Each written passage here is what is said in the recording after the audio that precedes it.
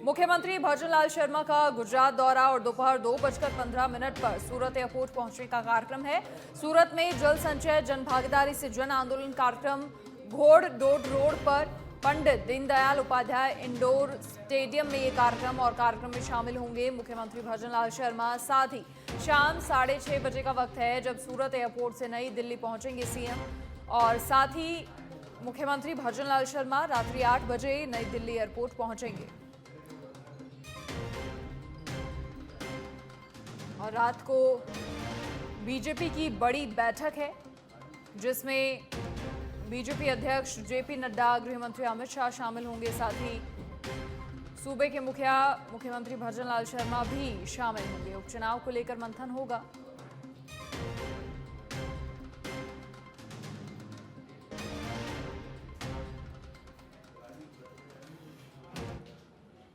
उपचुनाव से पहले प्रदेश बीजेपी का महामंथन। सीएमआर में बीजेपी कोर कमेटी की बैठक हुई और मुख्यमंत्री भजनलाल शर्मा, प्रदेश प्रभारी राधा मोहन दास अग्रवाल, साथ ही सह प्रभारी विजय राहटकर, प्रदेश अध्यक्ष मदन राठौड़, उप मुख्यमंत्री प्रेमचंद बैरवा, केंद्रीय मंत्री गजेंद्र सिंह शेखावत, पूर्व प्रदेश अध्यक्ष सीपी जोशी, वरिष्ठ नेता राजेंद्र राठौड़, सांसद भागीरथ चौधरी, सांसद राजेंद्र गहलोत, पूर्व केंद्रीय मंत्री कैलाश चौधरी, रक्षा भंडारी मौजूद रहे। साथ ही केंद्रीय मंत्री भूपेंद्र यादव, सतीश पूनिया वीडियो कॉन्फ्रेंसिंग के माध्यम से कोर कमेटी की बैठक से जुड़े।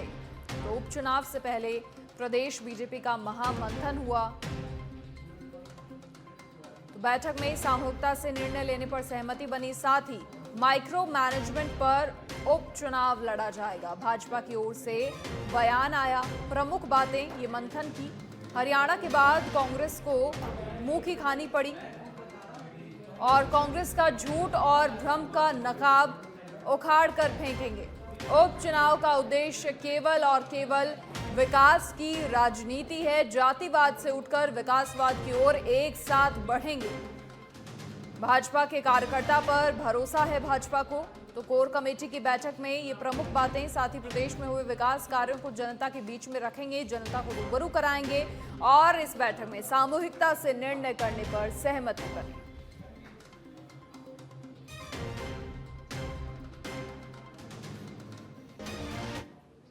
निश्चित तौर पर उपचुनाव की घोषणा कभी भी संभव है।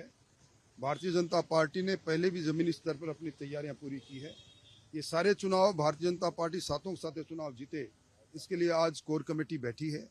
अब कोर कमेटी की अगली बैठक दिल्ली में होगी और उस पर विचार करके हमारे संभावित उम्मीदवारों के बारे में हमने चर्चा की। ब्यूरोक्रेसी किसी सरकार की होती है, किसी पार्टी की नहीं। यही नौकरशाह कांग्रेस में भी पदों पर थे और बीजेपी में पदों पर है। नौकरशाह को पार्टी के विचार के आधार पर बांटना, पार्टी के आधार पर बांटना उचित नहीं है। ये पारदर्शी प्रशासन को रोकने का एक तरीका है। इसको मैं निंदा करता हूँ। मैं कहता हूँ कांग्रेस ने शासन छोड़े हुए 10 महीने हुए हैं। वो किस्सा कुर्सी का कांग्रेस, भ्रष्टाचार में डूबी हुई कांग्रेस और सचिवालय तक में पैसे मिल गए, वो लोग किस मुंह से बात कर रहे हैं? अभी हरियाणा की हार से उनके तमाचा लगा है और आगे। और राजस्थान उपचुनाव को लेकर आज रात दिल्ली में बड़ी बैठक है और बड़ी अहम बैठक ये है। यहाँ पर अध्यक्ष जेपी नड्डा मौजूद रहेंगे, गृह मंत्री अमित शाह मौजूद रहेंगे, साथ ही सीएम भजनलाल शर्मा, दोनों डिप्टी सीएम, प्रदेश अध्यक्ष और प्रभारी मौजूद रहेंगे। 7 सीट पर होने वाले उपचुनाव की तैयारी और उम्मीदवारों के नामों पर चर्चा।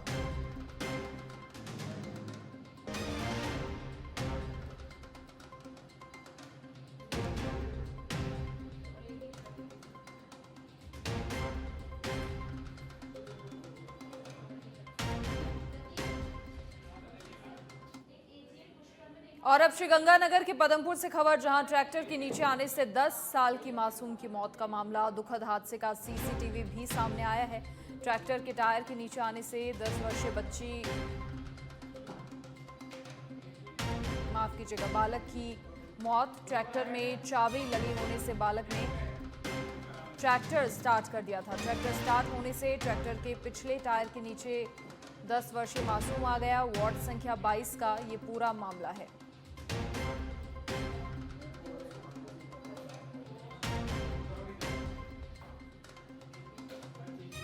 चाबी लगी होने से बच्चे ने ट्रैक्टर स्टार्ट कर दिया, जिससे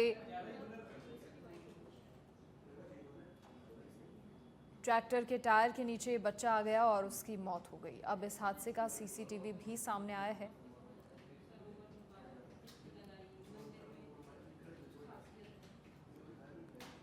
वार्ड संख्या 22 का ये पूरा मामला है। ट्रैक्टर में चाबी लगी थी और बच्चे ने ट्रैक्टर शुरू कर दिया और इसी दौरान ट्रैक्टर के टायर के नीचे 10 साल का ये बच्चा आ गया। वार्ड संख्या 22 का ये पूरा मामला है।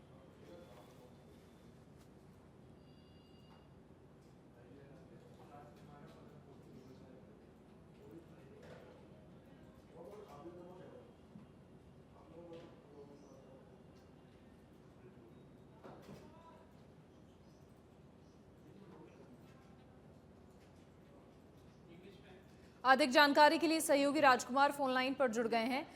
राजकुमार, क्या कुछ पूरी जानकारी, कैसे ये हादसा हो गया और परिजन कहाँ रहते हैं? इतने छोटे बच्चे और ट्रैक्टर में चाबी लगी थी, ये लापरवाही भी सामने आई है कहीं ना कहीं?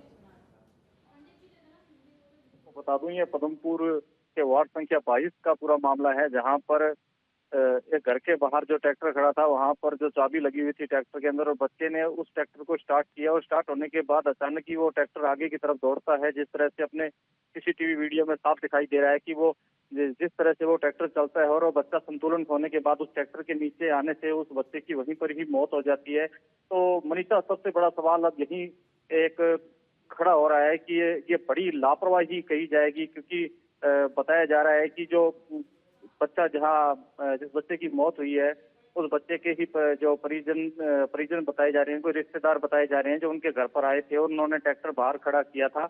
और उसके बाद वो ट्रैक्टर जो है, बताया जा रहा है कि वो ट्रैक्टर जब खड़ा था तो उसमें चाबी लगी हुई थी और बच्चा खेलता खेलता उस ट्रैक्टर पर चढ़ता है और उस चाबी से उस ट्रैक्टर को स्टार्ट कर देता है।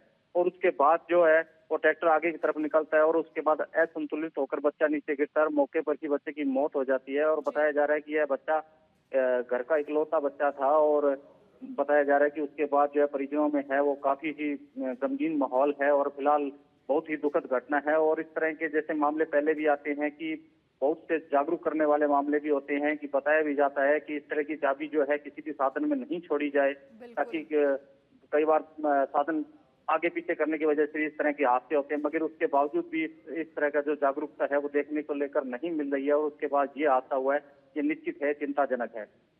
बहुत शुक्रिया राजकुमार जानकारी साझा करने के लिए।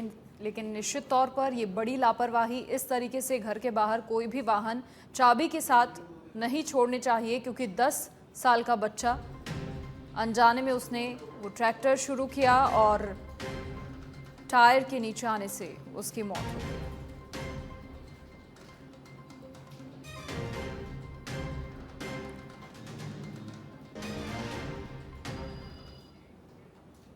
नीमका थाना जिले में ओवरलोड वाहनों से आमजन परेशान है। छावनी रोड पर कोर्ट के पास ट्रक अनियंत्रित होकर ट्रक मकानों में घुस गया। गनीमत रही कि हादसे में कोई जनहानि नहीं हुई।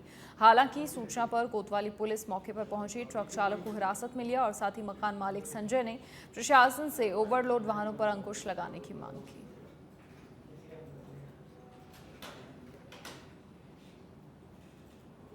हम रात को सोए हुए थे और रात को 1:30 बजे करीब एक अज्ञात ट्रक आया और उसने हमारे मकान को टक्कर मारी, एक पड़ोसी के मकान को टक्कर मारी, बालाजी के मंदिर को टक्कर मारी। तो भगवान की, बालाजी की कृपा है कि कोई अनहोनी नहीं हुई। तो हमारी आपसे हाथ जोड़ के निवेदन है प्रशासन के, ये ओवरलोड जो ट्रक आते हैं रात को, इन पे पाबंदी की जाए। अगर ये कांड अगर दिन में होता तो काफ़ी जान मान की हानि हो सकती थी। और जैसलमेर के पोखरण से बड़ी खबर, जहां घर में बैठे मासूम पर पागल श्वान ने हमला कर दिया। मासूम को हमला कर घायल किया। आनन फानन में परिजन मासूम को लेकर नाचना अस्पताल पहुंचे। मासूम की गंभीर अवस्था को देखते हुए उसे जोधपुर रेफर किया गया और श्वान करीब आधा दर्जन लोगों को घायल कर चुका। आमजन प्रशासन से पागल श्वान से निजात दिलाने की मांग कर रहे हैं।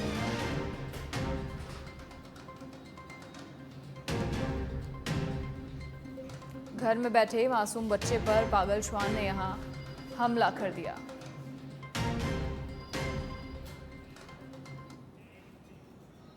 अजमेर के पुष्कर से बड़ी खबर, जहां अज्ञात असामाजिक तत्वों ने यज्ञ मंडल को खंडित करने का प्रयास किया। विश्व हिंदू परिषद के कार्यकर्ताओं में जबरदस्त रोष व्याप्त है। पुष्कर थाना सीआई मामले की सूचना पर मौके पर पहुंचे। यज्ञ मंडल के पास छत से गिराए गए गंदे कपड़े और शराब की बोतल, बदमाशों की तलाश के लिए सीसीटीवी कैमरे की पड़ताल हो रही है।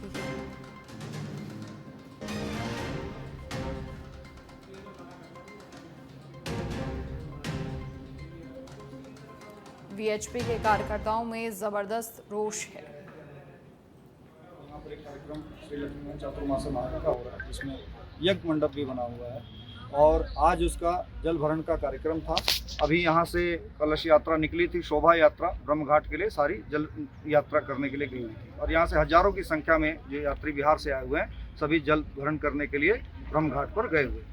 पीछे हमें अभी पता चला, वहाँ से यहाँ जो कार्यकर्ता थे उन्होंने सूचना दी कि यज्ञ मंडप के बगल में जो एक मकान है, इसमें से कुछ मुस्लिम तत्वों ने, असामाजिक तत्वों ने, इन लोगों ने यज्ञ मंडप के ऊपर कुछ यज्ञ मंडप को खंडित करने के उद्देश्य से कुछ गलत चीज़ों को फेंका है। तो हमारा प्रशासन से अनुरोध है कि या तो इनका इलाज करें, इन लोगों को उठाएं और इनकी तसल्ली करें, नहीं फिर अगर हम लोग इलाज करेंगे तो फिर ऐसा इलाज होगा फिर। दौसा के सिकराय में पुलिस अवैध हथियार रखने वालों पर लगातार कार्रवाई कर रही है, जहां आईजी के निर्देश पर मानपुर सिकंदरा पुलिस ने बदमाशों के घरों पर सर्च अभियान चलाया, तो वहीं पुलिस ने टीमों का गठन करते हुए घूमना, गीसगढ़, कालवान, मुड़ियाखेड़ा, सिकराय में सर्च अभियान चलाया। आपको बता दें कि पुलिस पुराने आपराधिक मामलों को लेकर सख्त नजर आ रही है, जिसके तहत अपराधियों के घरों में सर्च किया जा रहा है।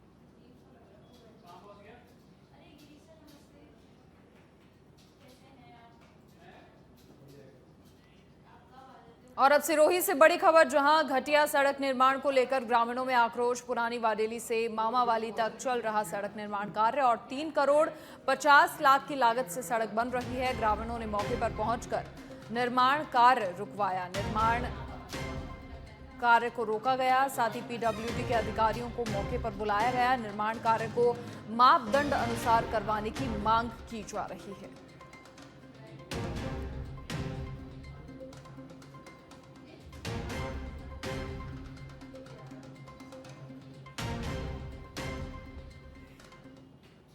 राष्ट्रीय स्वयंसेवक संघ के तत्वावधान में आरएसएस के स्थापना दिवस पर रविवार को जिंदौली में भव्य पथ संचलन हुआ, जिसमें बड़ी संख्या में स्वयंसेवकों ने बड़ी धूमधाम से पथ संचलन किया। ग्रामीणों ने रास्ते में जगह जगह फूल बरसाकर स्वयंसेवकों का स्वागत किया, तो वहीं पथ संचलन चिराग पब्लिक स्कूल से शुरू होकर गांव के मुख्य मार्गों से होते हुए बस स्टैंड से वापस चिराग स्कूल पहुंचा।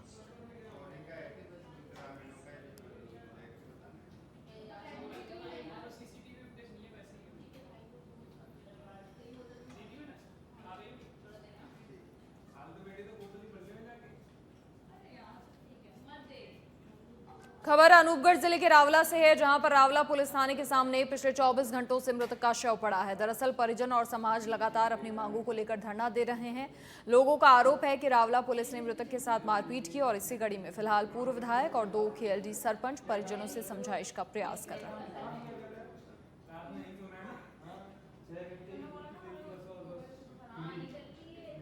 डीडवाना नगर परिषद ने गलत तरीके से जारी किए गए पट्टों को लेकर डीएलबी की जांच में बड़ा खुलासा किया है। जांच कमेटी ने माना कि नेहरू कॉलोनी में अवैध और गलत रूप से पट्टे जारी कर दिए गए। वहीं जांच में नगर परिषद की सभापति रचना हुलानी को भी अपने पद का दुरुपयोग करने और प्रतिकूल आचरण का आरोपी पाया है। इस बारे में स्वायत्त शासन विभाग ने सभापति को नोटिस जारी किया है और 7 दिन में अपना जवाब प्रस्तुत करने के निर्देश दिए हैं।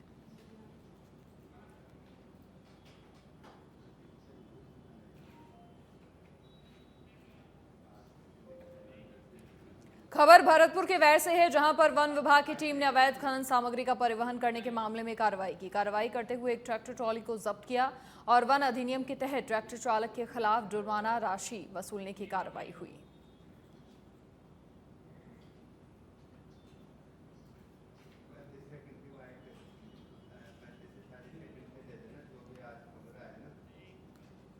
बूंदी जिले के नैनवा में रजलावता गांव में मुस्लिम समाज के शव दफनाने के स्थान पर पानी भरा है। आज हुई मुस्लिम समाज के बुजुर्ग की मौत के बाद शव दफनाने की जगह नहीं है, जिसमें मुस्लिम समाज के लोगों ने सरपंच रामस्वरूप बिल्डर के नेतृत्व में तहसीलदार को ज्ञापन दिया है और प्रशासन से शव दफनाने के लिए नई प्रस्तावित जगह की मांग की है।